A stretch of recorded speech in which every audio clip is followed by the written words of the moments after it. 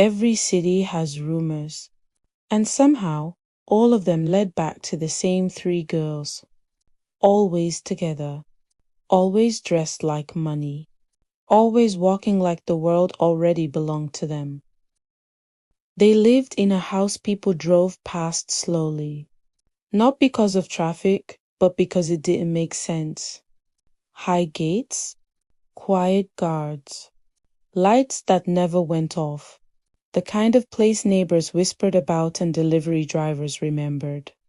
No family name on the gate, no explanation, and yet the money never seemed to end. They never arrived alone, and they never arrived unnoticed. Wherever one went, the others followed. Same steps, same silence, same confidence. No husbands waiting at home. No jobs anyone could explain. Just money. And rules they never broke. He didn't approach them to flirt. He approached them to talk business.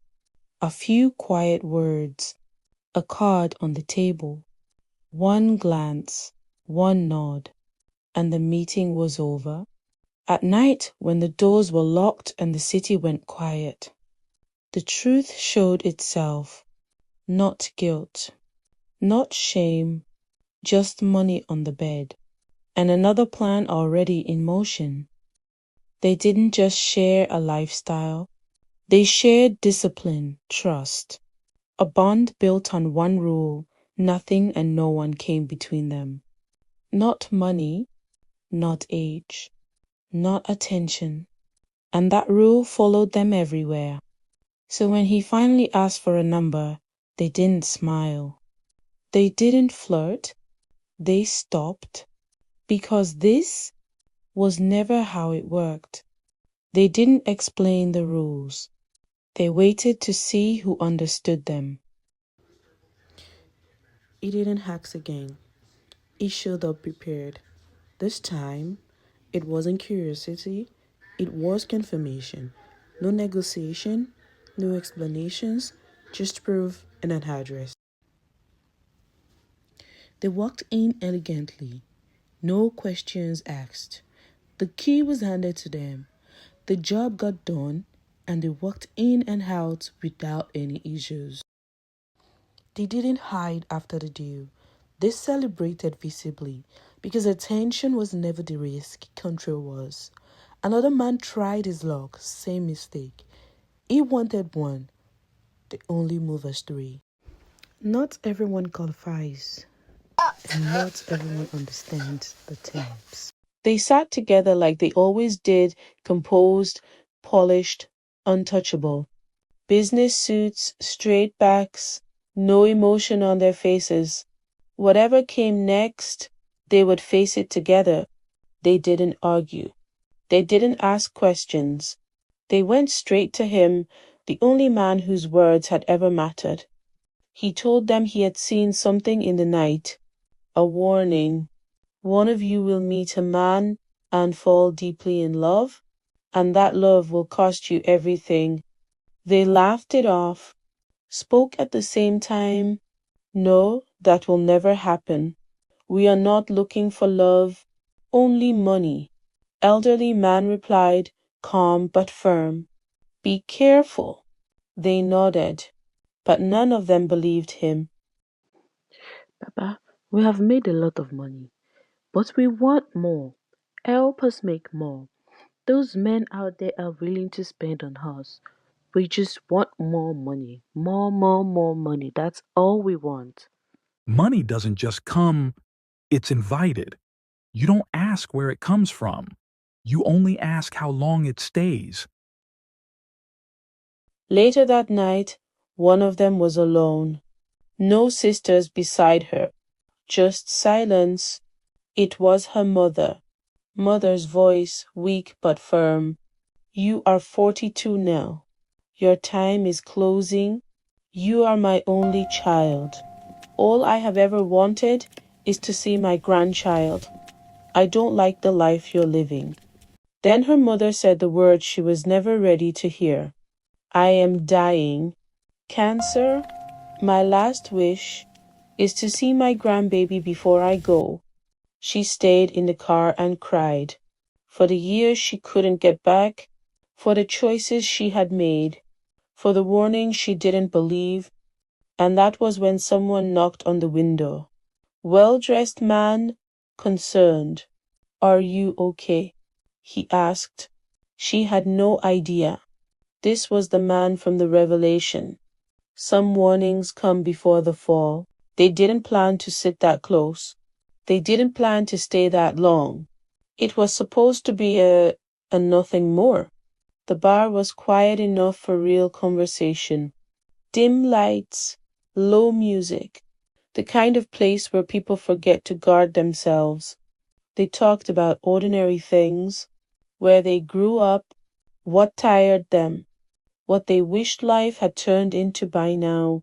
He didn't ask about her money, didn't ask why she was crying earlier, and that alone made him different. She noticed it then, how easy it felt to answer him, how she wasn't calculating every word, how she wasn't thinking about the rules. Be careful.